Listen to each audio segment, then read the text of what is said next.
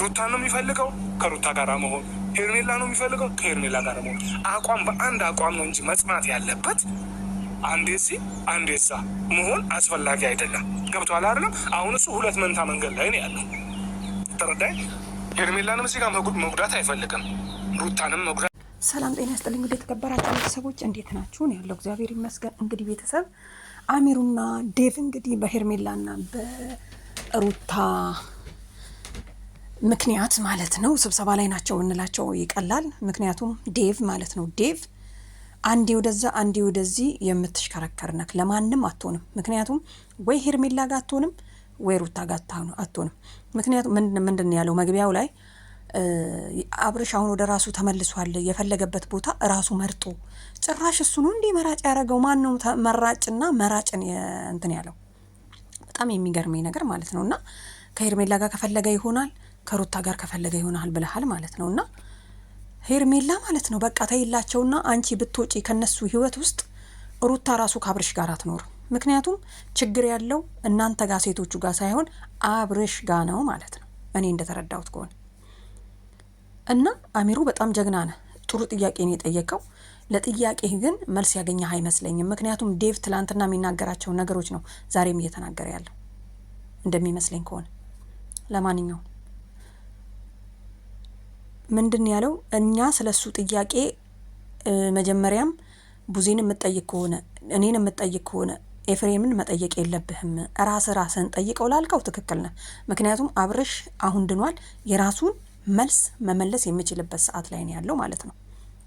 ስለዚህ ግን ዴቭ ማለት ነው ከማንም ጋር መጣላት አይፈልግም። ከሩታም ጋር ቢሆን አብሮ ነው የሚኖረው፣ ከሄርሜላ ጋር ቢሆን አብሮ ነው የሚኖረው። አብርሽ ወንድሙ ስለሆነ ማለት ነው። አያችሁ አይደለ? አሁን ኤፍሬምና ቡዜ የቆሙት ጠንቅቀው ማለት ነው።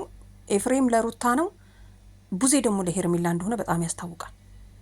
ዴቭ ግን አደገኛ ነው። ሳያስነቃ ለመኖር ነው፣ ግን ተነቅቶበታል።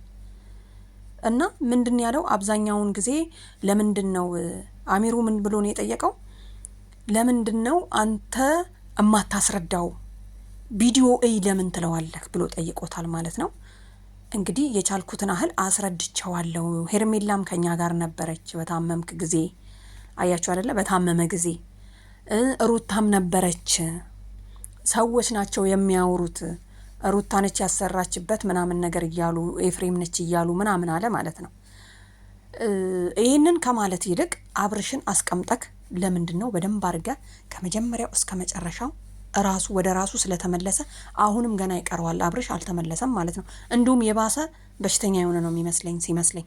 ምክንያቱም ምንድነው መረጣ ላይ እሱን የምታስቀምጡበት መንገድ። ሄርሜላ ራስሽን አስከብሪ። አንድ ሰው ራሱን ሲያስከብር ነው ሰው የሚያከብረው። ይሄ ደግሞ በጣም የታወቀ ነው። የሰው ልጅ ራሱን ማናችንም ብንሆን ራሳችንን ስናስከብር ሰው ያከብረናል። በሰዎች መናቅ የለብንም።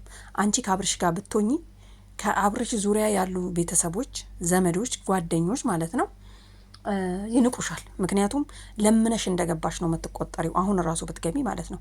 ስለዚህ ቆርጠሻል። አልቅሰሽ ነበረ ትላንትና እንትን ያልሽው መሆን የለበትም። በቃ ተያቸው፣ ውጪላቸው። ጀምረሽ አልጨርሽው። ኤፍሬምም ድሮም ለወንድሙ ብሎ አልነበረም። እና አሚሩ እንደምንም በልና እንግዲህ ሄርሜላ ላይ በደንብ ስራ አባት ባይነኝ ማለት ነው። በደንብ ዴቭንቶ ዴቭ ከማንም ጋር መጣላት የማይፈልግ የምትፈልገውን ጠይቀኝ እስቲ ያልተባልነውን ጠይቀኝ የሚል ነው። ዴቭ እኮ በተረዳኸኝ የሚጨርስ ነው። ለማንኛውም ሄርሚ ምንም ማድረግ አይቻልም። እንግዲህ እኔ በውሳኔሽ ጸንቻለሁ ከነሱ ህይወት ውስጥ እንድትወጪ ማለት ነው። ተመልሰሽ አትግቢ አብርሽ ጋር። አሁንም ቢሆን ዴቭ እያለ ያለው የፈለገበት ቦታ መሆን ይችላል። አብርሽ ሆናለው ካለ የሆነበት ቦታ እሱን መራጭ ያደረገው ማን ነው? የኔ ጥያቄ ብቻ ነው ያልተመለሰው። አያችሁ አይደለም? እና አንቺ በመልክሽ፣ በጸባይሽ፣ በምንሽ፣ በአቋምሽ አሁንም አልጸናሽም። በሌላ ነገሮች ግን ሁሉም ነገር አሟልቶ ነው የሰጠሽ። ከማንም ጋር መኖር ትችያለሽ።